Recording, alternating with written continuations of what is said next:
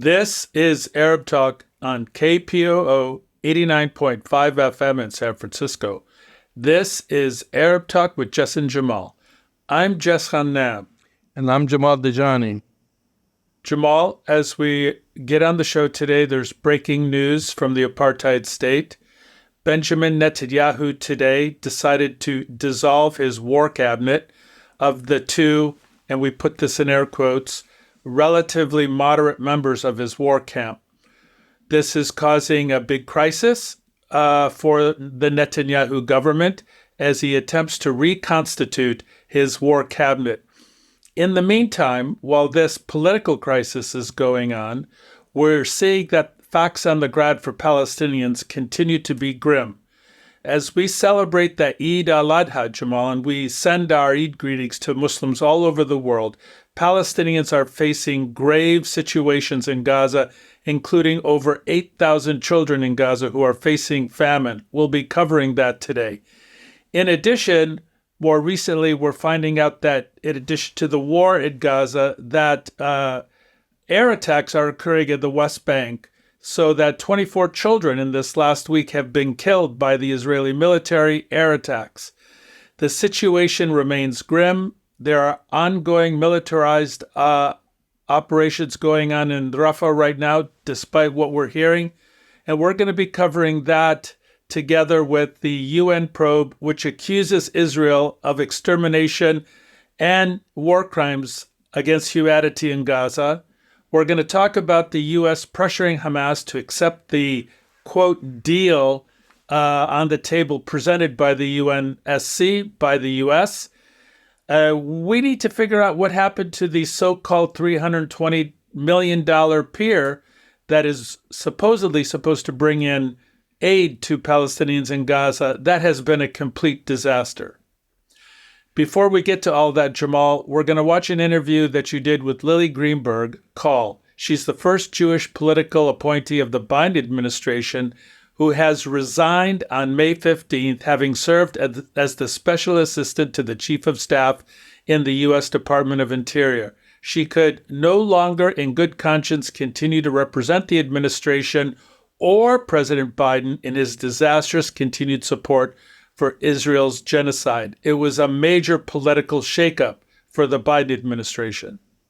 Well, the number so far is 8 members of the Biden administration have resigned. She's, of course, the first Jewish American to resign. And she resigned, she submitted her resignation just on Nakba Day, on May 15th.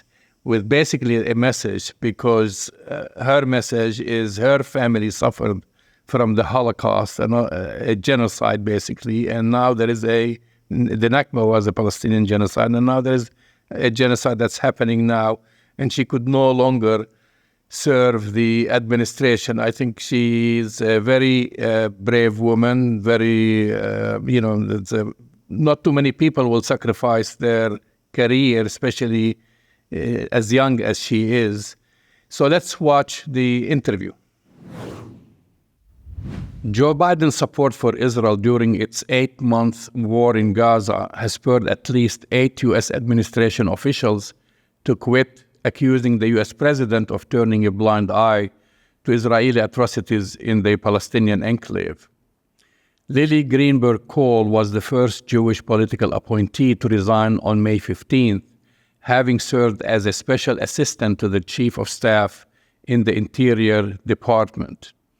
In a 4-page letter of resignation she released publicly, Greenberg Call wrote, and quoting here, "I can no longer in good conscience continue to represent this administration amidst President Biden's disastrous continued support for Israel's genocide in Gaza," unquote. Joining us on Arab Talk this week is Lily Greenberg Call. Welcome to the show, Lily. Thanks for having me. Let me begin by asking you to talk about the path that led you to the U.S. Department of Interior. Did you always want to be in this role? I've been interested in politics since I was very young. I studied political science in undergrad. I started volunteering for campaigns and, knocking doors in my hometown of San Diego when I was in middle school. So um, I, I always really believed in public service and thought that my family, my mom's family came to America in the early 1900s from Eastern Europe, escaping anti-Semitic persecution. And I think having that immigrant background in my family, I was raised with the understanding, for all of its flaws, like that this country has offered a lot of people, an opportunity to have a voice and to be a part of a political process that is unique and that not everyone experiences around the world. And so I was very engaged in that and volunteered for the Hillary campaign in 2016 when I was in university. And then when I graduated in 2019, I joined the Democratic campaign because I was terrified of another Trump presidency. And that's what led me to working in the Biden administration. You're not always critical of Israel. In 2019, as a college student at UC Berkeley, you were president of Bears for Israel, which is affiliated with AIPAC, the American Israel Public Affairs Committee. What changed you? Yeah, so in the community I was raised in, I was very steeped in Jewish life growing up. I went to Jewish day school. I have friends and family in Israel. And in the world I was raised in, being Jewish and supporting Israel were inextricable from each other. And as someone who, again, I was very aware of like my own family's experience with anti-Semitism. I experienced anti-Semitism from conservative Christians in my community, and was always very conscious of the Jewish community's experience with trauma and persecution. I saw Israel, the way I was raised, Israel was sort of the solution to that. It was the salvation of our people after the catastrophe of the Holocaust. And so it was important to me, as someone who was politically oriented, to be involved in pro-Israel advocacy. And because I was a young person who was interested in politics in the world that I grew up in, AIPAC was a very natural fit. It was very easy for me to get involved with them. And in a lot of ways, AIPAC is what gave me my start in my political career, because they taught me how to lobby. They brought me to DC. I attended policy conferences on the Hill or in DC in high school and college. And I really at the time believed that I was doing the right thing and doing right by my community and my values. And then as I got older, two things started to happen at once, or at the same time. So I went to school, and in university, I was able to get to know Palestinians and get to know Palestinian Americans, and also have some experiences in Israel, Palestine, where I was able to form relationships with Palestinians and see things that I had been shielded from when I had been there in the past when I was young. So I was able to see for myself the occupation, the reality of daily injustice for Palestinians, the restriction on freedom of movement. And I also, in getting to know people and hearing their families' Nakba stories and Naksa stories and just multiple stories of displacement over multiple generations, it really resonated with me as a Jewish person, because that is also my family's story and the story of so many people in our community. And so as this was all happening for me, it was in such stark contrast to the values that I have, and what I was seeing on the ground was so, different from the world that I want to live in and the country that I want to build in America, the future that I want for my Israeli and Palestinian loved ones. And so I started to realize I was not told the full story. And I also started to unlearn this idea that Jewish safety and Palestinian freedom are somehow at odds with each other, that one, that they're opposing ideas. And I really learned and internalized that Jewish safety is not going to come at the expense of Palestinian freedom. And if there's going to be a thriving future for everyone I love in Israel, Palestine, that freedom and justice for Palestinians has to be the first step. And at the same time, the coalition of people that I had been doing pro-Israel advocacy with started to move to the right. As Trump was elected, as the Israeli government moved further and further, very quickly to the extreme right, I started to realize that, some of these folks, in particular, the Christians that I had been in coalition with, were supporting white supremacists and were supporting white nationalists here in the United States. And I had thought that they were invested in Israel because they cared about anti-Semitism and they cared about Jewish safety. And it became very clear to me that, you cannot support white supremacists and Christian nationalists and care about Jews or about any of the other communities that I care about in the U.S. or the issues that, the progressive causes that are important to me. And so that helped break down my understanding. I was okay, if these people aren't here because they care about Jewish safety, then what are the real reasons why they are invested in this? And those reasons, were not the same as mine. And so it started to shatter this idea of, what the narrative that the pro-Israel, the war machine really uses to say why they are pro-Israel is because of Jewish safety. And, that's not true. And I was able to see through that lie. Well, you were able to see that lie. I mean, do you think many of those people who support AIPAC see through this lie, or actually the people who work for AIPAC? I'm sure you saw recently the interview by Congressman Massey talking about the influence of AIPAC and their partnership basically with Zionist Christians. And if the goal is not the same, which I think other people, like people from the Palestinian community, didn't see how that relationship was going together. And it seems that Jews like you will say, I don't want to partner with, hate groups just because they help support Israel. They authorized weapons and, to be sold to Israel. Yeah, I think that the thing that's so insidious about AIPAC too is that, while they pose as a Jewish organization, in a lot of ways they are not, and their managing director is an evangelical Christian. And then, as you pointed out, like there's more Christian Zionists in the United States than Jewish Zionists because there's more Christians than Jews. And I think the real tragedy, at least like for people in my community, is that because of our very real history and trauma, anti-Semitism and fear of annihilation. The Holocaust was not that long ago, 76 years ago, right? And that's just one. That was the culmination of European anti-Semitism, at least of thousands of years of it. I think because of that, a lot of people in the Jewish community have internalized this idea that any ally is a good ally, and that our safety, whatever the cost is, like we have to prioritize. That our history has really taught us that we are isolated, that no one is going to protect us except ourselves.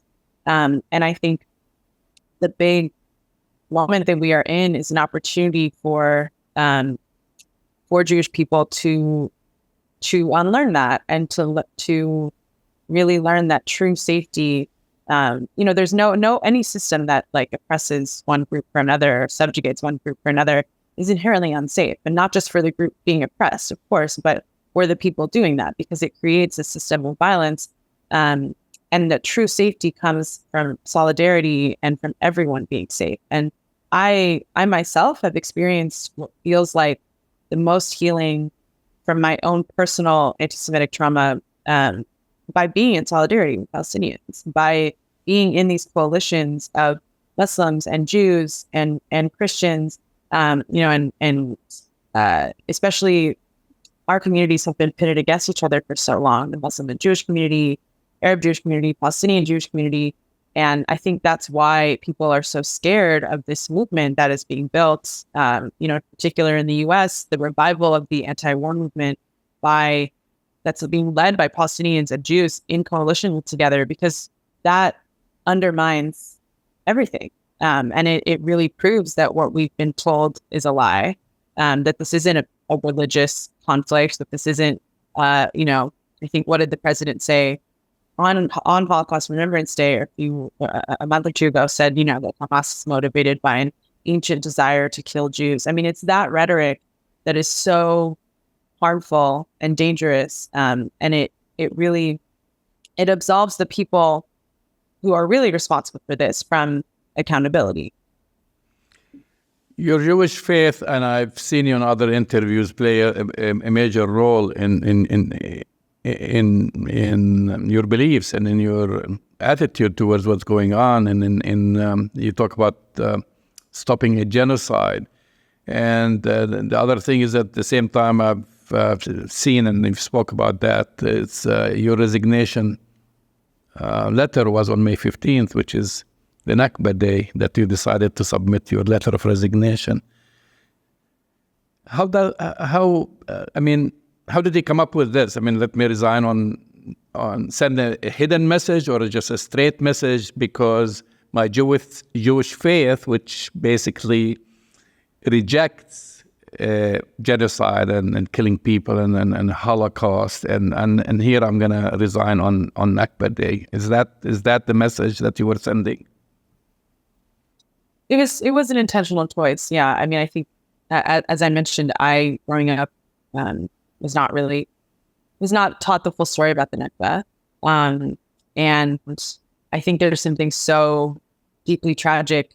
And I wrote this in my letter, the word Shoah, which is what we call the Holocaust in Hebrew, means catastrophe in Hebrew. The word Nakba means catastrophe in Arabic.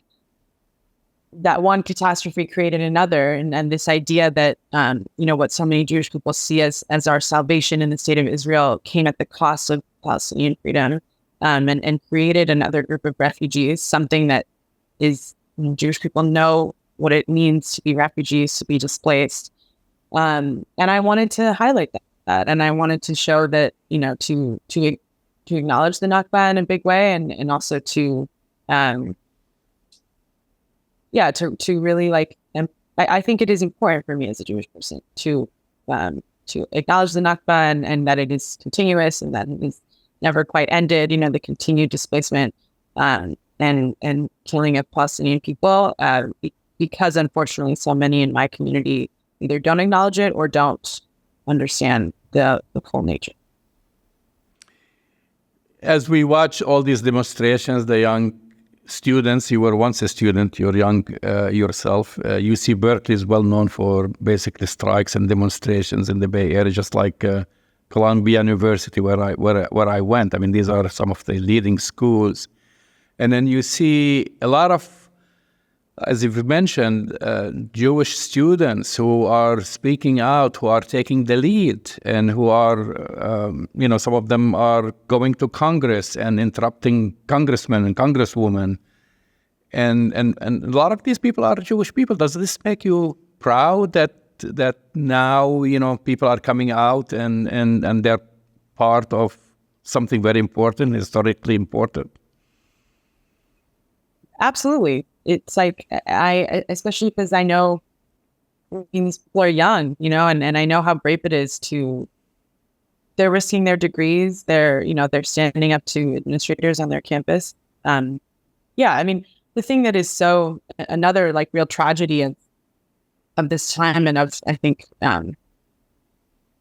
when it comes to Israel-Palestine, is that Jewish tradition is so steeped in justice, and because of our experience with violence and systemic persecution over millennia, it's a very justice-oriented culture and community, and even in Europe and in the United States, and I'm sure in other parts of the world that I'm just less familiar with, Jews have been at the forefront of so many liberation movements, and that civil rights movement here in the United States, for one thing. Exactly, yeah. I mean, so growing up, I went to a Jewish day school, and we had these, sort of series of awards that were just internally given to students. And one of the awards that I won was the Abraham Joshua Heschel Award. And he's someone that I learned about as, a spiritual leader in our community who was deeply active in the civil rights movement. He talked about praying with his feet, that, marching with Dr. King and with folks in the Black Liberation Movement was the fullest expression of his Judaism. And that is the Judaism that I internalized, right? And that I am proud of. And this legacy of, my, forefathers and foremothers before me who know that our freedoms are connected, that it is important to be in solidarity with people when we have the opportunity to be. And that because of the way, in particular, the Palestinian and Jewish communities, Muslim Jewish communities have been pit against each other in a lot of ways due to Israel and Zionism, that has shifted in the United States. And so I'm thrilled that that's starting to change. And I think, both for like my people's safety and for everyone's safety, I think, Jews being really at the forefront of this movement again is like, it's so heartening. And to me too, it helps. I mean, it really helps distinguish between anti-Semitism and anti-Zionism and remind people, that as I think I'm trying to do when it comes to the narrative within the administration and here in Washington, especially, this idea that Jewish safety necessitates the genocide of Palestinians is a lie, and it's insane and it's wrong. And I think it's very important for Jewish people, because unfortunately people will listen to us more on this when it comes to anti-Semitism, for us to be standing up against that, and I hope, and I have like complicated feelings about that, and I hope that in this moment people can, listen to people like me, and then also listen to me when I ask them, to defer to Palestinians for guidance and moral leadership here. But until that really happens in the way that it should, I am really thrilled to see Jews, and especially young Jews, fighting for Palestinian freedom. You've taken a powerful stand. You sacrificed your career for your principles. Do you think that there are others within the administration who feel the way you do, but are afraid to take a position? Absolutely. There is, and I saw this over the last 9 months, since October 7th, there's widespread dissent at all levels of the administration, all agencies, from folks in leadership positions down to junior staffers. And other people have left, besides the 8 who've been public, because of what the president's policy is on Gaza. They just, not everyone has been empowered to do so publicly. And of course, I understand that not everyone can leave their jobs and make that sacrifice. But I do hope that those of us being public will inspire people to take a stand, even internally for Palestinian lives and accept the consequences that come from that. Because, in the long run, I think, ultimately, even already now, I'm certain that this is the right decision and that this is the right place to be, and that this has like such disastrous implications, not just for Palestinians and Israelis, but for Americans and people around the world. And I think, it is really disheartening to see administration leadership not listen to not just the majority of Americans, but the majority of people within their government. You received a lot of support. You're a hero to many. Actually, you're a hero to me, actually. But as many Jewish Americans before you, and I can name so many, from Norman Finkelstein and so forth, who dare to criticize Israel or take a position against it, they've come under vicious attacks. Have you experienced this? And if you did, how do you cope with it? I've definitely received some not very kind messages. I'm mostly trying to not focus on that and also not read all the comments on social media. And I think it is it's very hard and sad to me that there's people in my community, people that I love and care about, that I grew up with, that I in a lot of ways respect and admire, are not able to see the tragedy of this moment, and are not able to, in so many ways, because of what I was talking about, that fear and trauma that just blinds us from seeing what is happening to Palestinians, and from seeing that Palestinians are our siblings, or that what is happening to them could happen to us, right? And that it doesn't make us safe. And I hope, I know for me, it wasn't an overnight process. It was a many year process to learn and unlearn. And I hope that people in my life, even if they disagree with me, that my decision to be so vocal about it can at least help them, think a little more critically, and also listen to that part of themselves that I know is there, that is telling them that this is wrong. And it's very challenging and it's very sad. But I hope that I think things are starting to shift in a big way. And I'm very committed to bringing my people along. I'm not ready to give up on the Jewish community, because this is like, and even if they don't see that, this is also for them. Right. Well, do you think that what's happening now is a watershed event? I mean, there's so much evidence of war crimes, of genocide, children getting killed. You have, before that, you have the ICC and ICJ now talking about the ICC about issuing warrants to arrest for Benjamin Netanyahu and Gallant. And recently, the United Nations Commission of Inquiry has just released a report of its first investigation, where it details atrocities committed by Israel in Gaza, as well as those by Hamas. It accuses Israel of crimes against humanity, a term used for the most serious war crimes.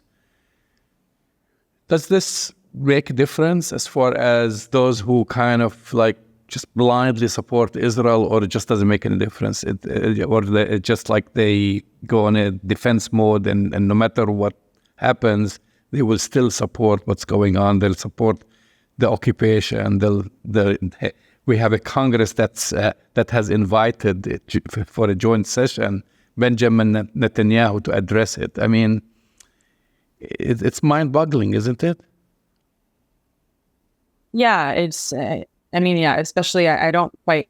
There was a group of American Jews on the Hill yesterday who were arrested outside of Schumer's office, because really, it is mind-boggling, like you said, that especially someone like Senator Schumer, the most powerful Jewish person in American politics, would give a platform to a war criminal who is not only committing genocide, but making Jewish people around the world the face of that genocide, which endangers us and our communities.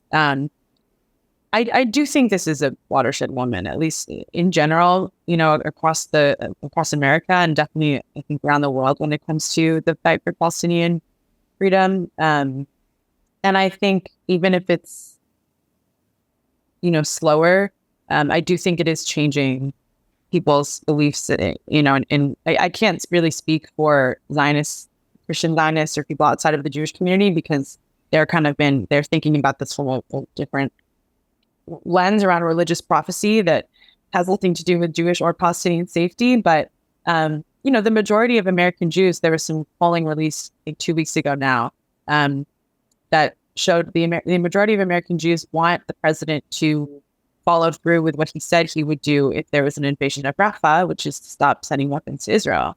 And there is an invasion of Rafah, and we are still sending weapons to Israel.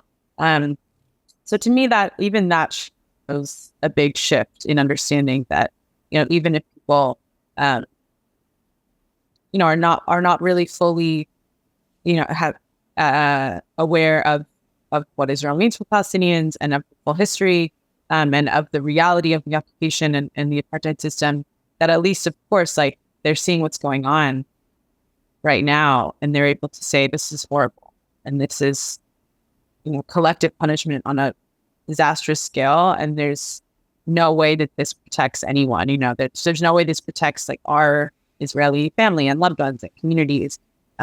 So I do think there is a shift happening, and all the little cracks, right, will somehow, who knows what's going to be the thing that really turns the tide. But I think we're in a huge moment. Really do.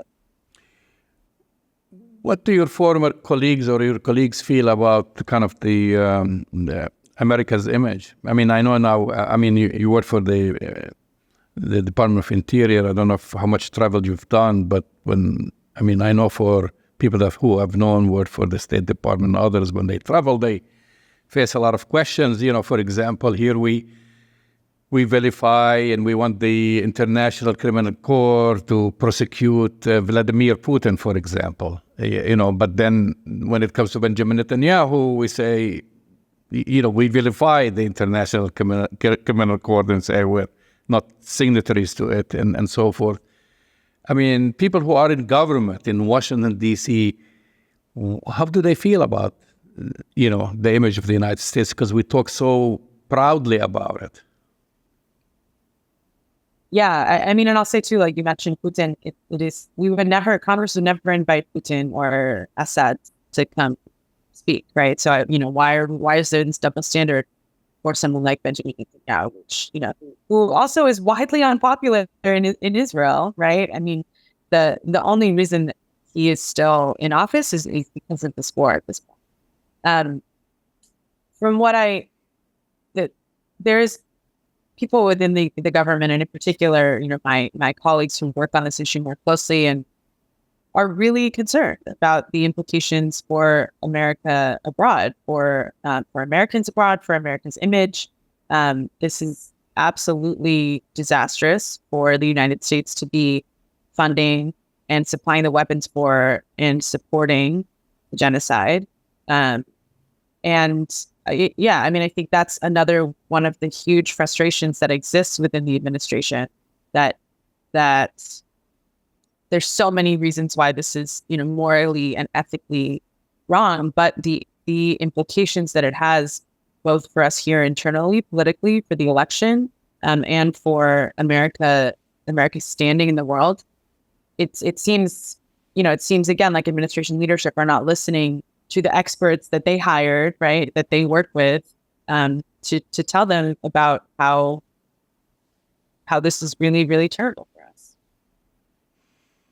What do you feel about the cases of anti-Semitism? And people talk about now that there is a spike in anti-Semitism, which there is a spike, and they're trying to connect it with what's happening in Gaza, and somehow turning a blind eye about the real anti-Semitism that exists, because I don't believe personally, as a Palestinian American, as an Arab American, that anyone from a minority will benefit from the demise of others. The expression, they came for the Jews and they came, that kind of thing. So in fact, I know most Americans who consider themselves, minorities, they reject any type of racism and anti-Semitism. And then you have groups now that are trying to take advantage of this moment in history.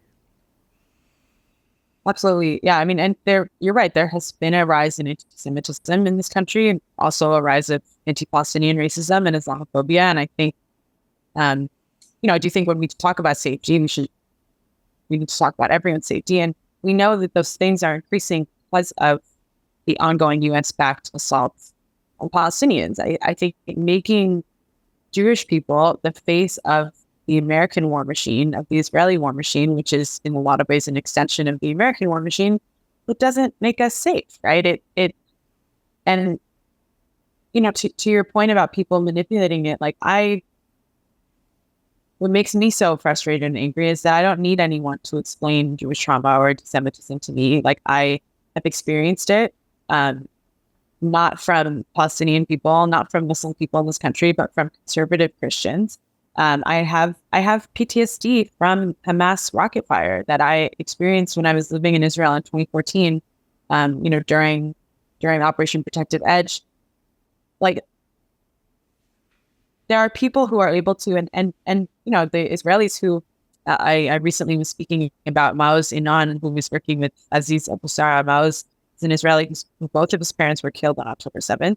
There are people who have experienced the worst pain, right, and the worst trauma in that way, and are still able to understand the larger things at play here, and that, there's no world where collective punishment creates safety for Jewish people. And the thing that's so frustrating too is that so many of these people who are upholding U.S. support for Israel, who are not Jewish, are in many ways anti-Semitic. I think Christian Zionism is deeply anti-Semitic. The idea that, Jewish people all have to be in the land of Israel, for the rapture to come, that is not about Jewish safety. That is not about Jewish agency. That is not about Jewish people having the ability to live and thrive in wherever we choose, in diaspora or in Israel. And part of that prophecy is also that a bunch of us have to die, I think, so that the annihilation for everyone. That's again, we are being used as Jews have many tons of history, being used as a pawn in the ruling classes, systems of power, and we are being separated from and isolated from other communities that we need to be in solidarity with. And this is a cycle that has happened for millennia, and it's happening on kind of a large international scale now when it comes to the state of Israel, and it's really, really tragic to me. It's really tragic. What's next for Lily Greenberg Call? I don't quite know. I don't have it all mapped out. But, I think as long as, I'm very committed to this fight and to this work, and I, in particular, as long as American bombs are killing innocent people, innocent Palestinians, and as long as the president and Israeli leadership continue to justify that with this idea of Jewish safety, I am happy to keep talking about it and keep countering that in any way that I can. Lily, thank you for coming on Arab Talk. Thank you, Jamal. That's the voice in the face of Lily Greenberg Call, the first Jewish American political appointee in the Biden administration who has resigned her post as a result of the ongoing genocide that is being supported by the Biden administration in Gaza. Very courageous, Jamal. Very compelling. The moral courage that she displayed and the courageousness of her resignation needs to be emphasized. It's very impressive. Absolutely, Jess. So moving on to our next story, Jess, which is thousands of Palestinian children in Gaza have been diagnosed with malnutrition. Severe malnutrition, just to be clear about it. Yes. Acute and severe malnutrition. The World Health Organization, WHO, has said, as Israel continues to severely restrict supplies of food, water, medicine, and fuel to the territory, a significant proportion of Gaza's population is now facing catastrophic hunger and famine-like conditions. This is WHO's chief, Tedros Adhanom Ghebreyesus, told reporters on Wednesday, and this is despite claims of or reports of increased delivery of food. There is currently no evidence that those who need it most, which are children, obviously, are receiving sufficient quantity and quality of food. And I think this is a very, very important story, just because it leads to our next story. This whole creation or man-made insecurity of basically food insecurity, which leads to our next story, which is a UN probe just now basically is saying that after the investigation has concluded that Israel has committed crimes against humanity during its war on Gaza, including that of extermination. And then it goes on to use one category, which is starvation, as a war crime. Well, Jamal, this is something that we have been reporting on for the last 8.5 months, going on 9 months now, that Israel is using food as a weapon of war to starve Palestinians, to starve them to death. We've seen the pictures. We've heard the stories. Literally, children are starving to death. I've been speaking with doctors who have come back from Rafah just this last week who said that they treated children who were dying from starvation.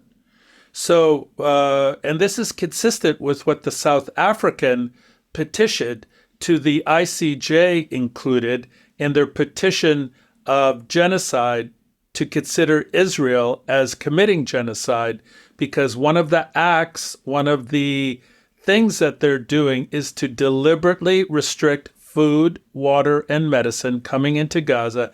And this is causing, as you said, children to starve. And 8,000 children, Jamal, which many of us believe is an underestimation, 8,000 children are facing acute starvation, acute food insecurity, and many of them will die. Now, one of the most important medical things that you have to understand about famine and starvation and food insecurity, Jamal, even when a child crosses the line into acute food insecurity and starvation, when they cross that line, you just can't give them food and eat and that they will recover. You need a medical procedure to help children rehydrate, to reinfuse them with nutrients. They will not survive just by eating food. And because the healthcare infrastructure is destroyed, and we can't get the children the emergency medical treatment that they would need to overcome the starvation, this situation is going to lead to thousands of Palestinian children who will perish. And so I ask you, Jamal, as you rightly point out, with this man-made situation that Israel is imposing on the children of Gaza with the U.S. support, why is it there greater international outcry about this? Well, this is what we've been talking about, I mean, for ages, not the first time. And again, because that goes back to racism when we compare this to what's going on in Ukraine. We've made that comparison before. Maybe, all Right. Palestinians should have blue eyes and blonde hair and so forth. And also because of the media takes one side, tries to cover the Israeli war crimes intentionally, even though now they're starting to you can't mount this much evidence just and bury your head in the sand. We were talking about the ICC, we're talking about the ICJ, we're talking about now UN probe that's been studying what's happening in Gaza since October until now. And this commission found that the crimes against humanity of the extermination, murder, gender persecution, targeting Palestinian men and boys, forcible transfer and torture and inhumane and cruel treatment were committed. These are the words that were published in this. And Israel can only say this is a systematic discrimination against Israel. So anything that Israel commits, it's because of anti-Semitism. Their defense, their line of defense is to accuse people of being anti-Semitic, or that they are being singled out. And then they go on a starvation of Gaza. The commission says that Israel, the Israeli authorities responsible for the war crimes of starvation, as you've mentioned, as a method of warfare, murder, or willful killing, intentionally directing attacks against civilians and civilian objects, forcible transfer, sexual violence, torture, and inhumane.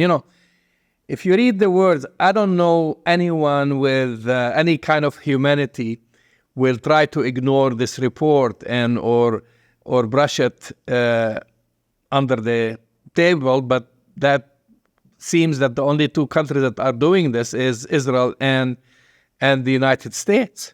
Well, I was just going to say that, Jamal, there's only one country really that's brushing this off and putting it under the table, as you say, and not taking it seriously or choosing to ignore it. That's the United States. The Israeli military continues this starvation and malnutrition act of war against Palestinians and Palestinians' children every day. They're not letting up, irrespective of what we're seeing. But as we continue to need to emphasize, Jamal, this is all coming under the cover and support of the Biden administration and the U.S. government. Do you really believe that Anthony Blinken doesn't know that Palestinian children are starving to death? Do you really believe that Joe Biden, in his parade in front of the Hollywood elite yesterday, raising, $30 million, doesn't understand or know the details of the starving Palestinian children that he is actively supporting? Of course they know. So this level of complicity, this level of denial of what's happening to Palestinian children is extreme. And I think eventually, Jamal, and we've been hearing little whispers about this, that there are countries like South Africa and other countries who are ready to enjoin, that's the legal term, enjoin the United States in the petition to the ICJ on genocide, because this level of, it's not just complicity, this level of active engagement with genocide, the United States needs to be held accountable too. That's what we're hearing right now. Yeah, and you cannot help it but go crazy when you watch the spokespeople for the State Department or the White House try to kind of walk around the terminology of genocide. How many times have you watched reporters, asking those spokespeople, is there a genocide now? After killing this many people, after every single incident, they ask them to define whether Israel is committing genocide, and you know what they say? We don't think so. We don't think so. I mean, this is the position of the United States when we're, ignoring, the United States is a member of the UN Security Council with a veto power, and now they have a report by the United Nations, commissioned by the United Nations, that's telling you that there is a genocide, that there are war crimes. They cannot ignore that. They can ignore the ICC and the ICJ because they say we are not signatories to these organizations, but you are a leader within the United Nations. How could you ignore an organization that you are a leading member of it and a founding member of it, by the way? Well, I've noticed, Jamal, that Ambassador Greenfield to the United Nations representing the United States has been refusing press conferences, has been sending her underlings to give statements, that she herself has been avoiding the press in New York at the United Nations because she apparently doesn't want to be in the position of having to justify the United States position of continuing to support I think you're being too polite. I think she's just avoiding to lie, basically. Yeah. I mean, that's what they've right. been. In my opinion, they've been lying on behalf of Israel. And now maybe some with their conscience is starting to bother them, and they just don't want to lie when they're asked with these questions, because sooner or later, this is going to go down in history, and they're going to be held accountable for covering. But I do hope that South Africa and some of these other countries will enjoin, attach to this ICJ petition of genocide. In addition to Israel, they need to petition and add the United States to be also held and evaluated in the context of committing genocide. Because, Jamal, let me ask you, is there any distance between the Israeli policy of genocide and what the United States is doing? They're still sending money. They're still sending weapons. They're still sending bombs. They're still supplying Israel. Jamal, we don't even hear Biden saying, "Oh, I'm being tough with Netanyahu." We don't even hear that anymore. And 274 Palestinians 2 weeks ago, Jamal, were literally burned to death by a U.S.-made weapon. And we don't even hear Biden and Blinken anymore talk about this. It's rather remarkable. So I think it's time to put the United States on the same legal footing as the apartheid state of Israel and hold them responsible and accountable for genocide. So as you know, the United States, how many vetoes has the United States casted on behalf of Israel since October of this year to basically for the ceasefire. Is it 3 or 4? But for sure, I think it's got to be at least 4, right? Or is there more? So now the United States puts a new resolution for calling for a ceasefire. Okay, and then Secretary of State Antony Blinken goes out and says Hamas is refusing that ceasefire. I mean, Hamas has been calling for a ceasefire. Everybody in the world has been calling for a ceasefire.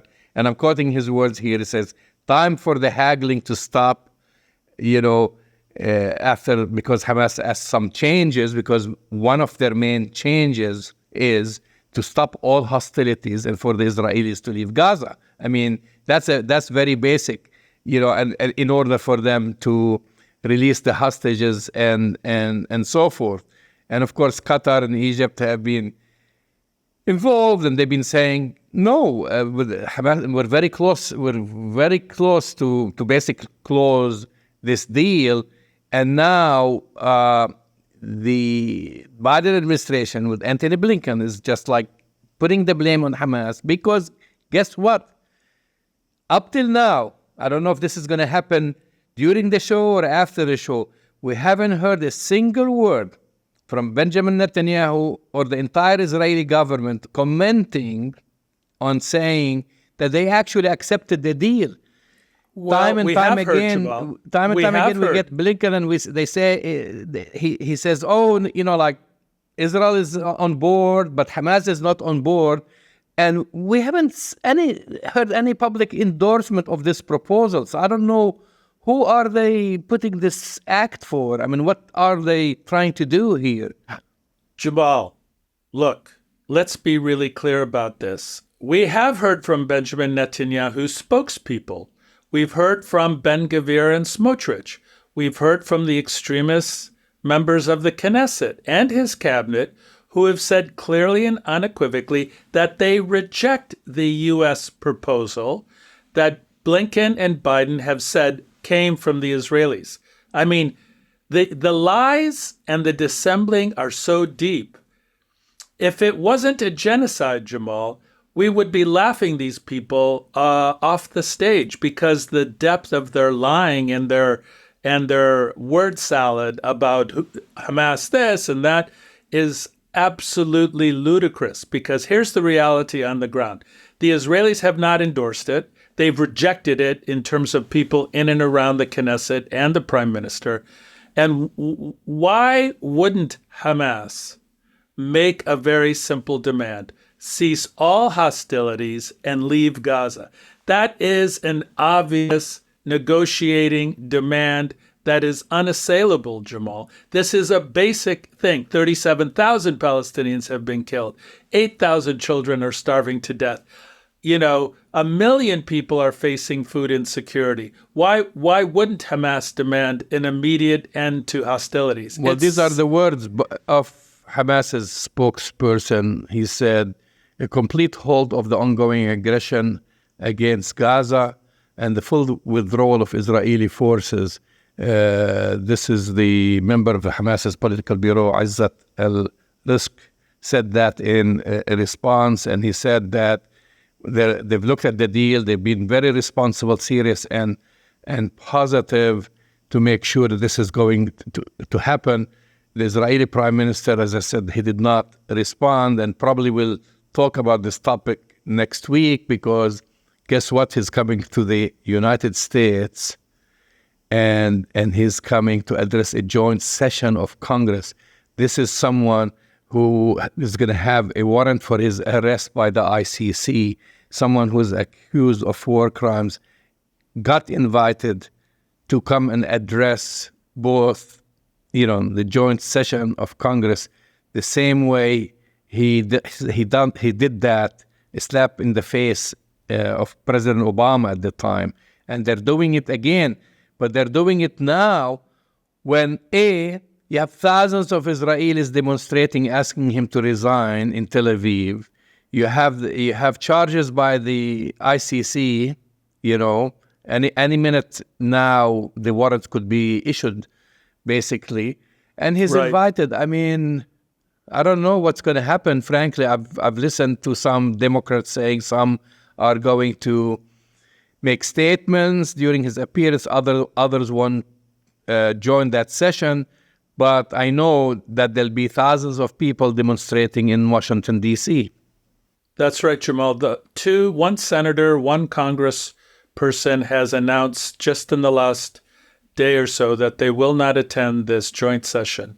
Senator Bernie Sanders, who has called Netanyahu a war criminal, is going to refuse.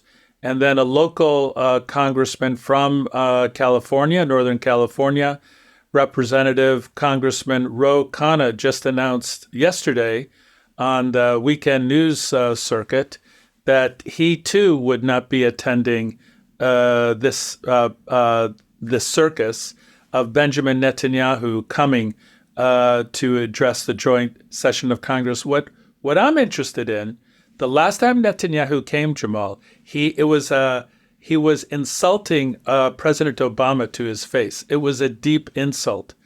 But we haven't heard anything from Joe Biden about whether or not he welcomes Benjamin Netanyahu to come. He has not condemned it. He may show up for all we know, Jamal. No, but he hasn't has invited him to the White House as far as I know.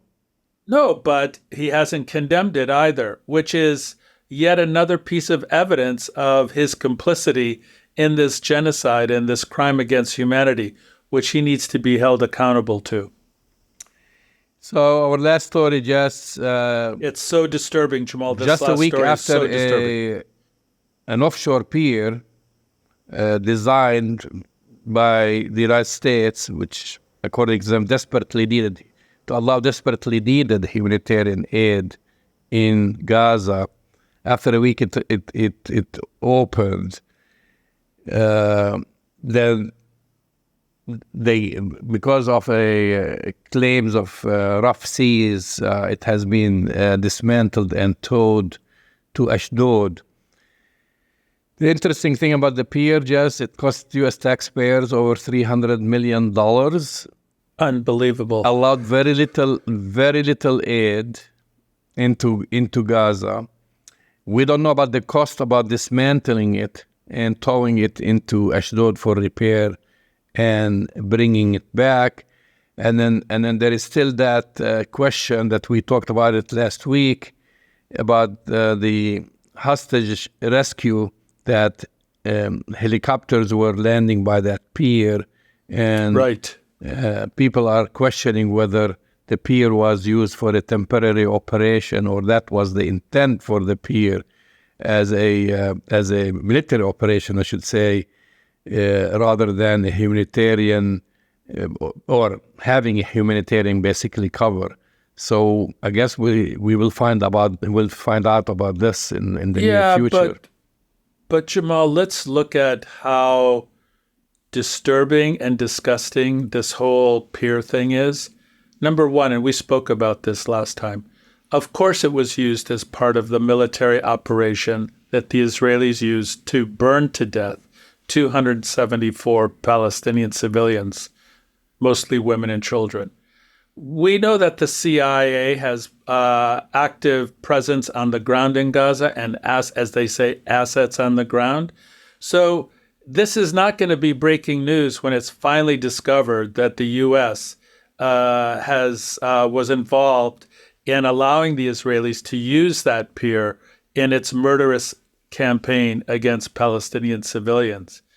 But in my mind, that the cover story that it's somehow bringing aid in is the most disturbing, because let's keep in mind that is the most inefficient way to bring aid into Gaza. The amount of aid that has been brought in is minuscule. And it begs the question, Jamal, and the issue that the Israelis are still denying the easiest way to bring food, water, and medicine into Gaza by closing the Rafah crossing with Egypt. It's still closed, Jamal. And the other sites on the Israeli side, guess what?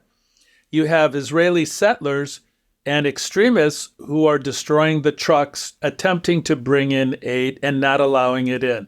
So the whole thing is a complete disaster. and it appears that the United States is not doing anything about it.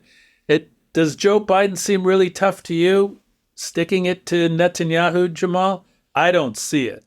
Absolutely not. You've been listening to Arab Talk on KPOO 89.5 FM.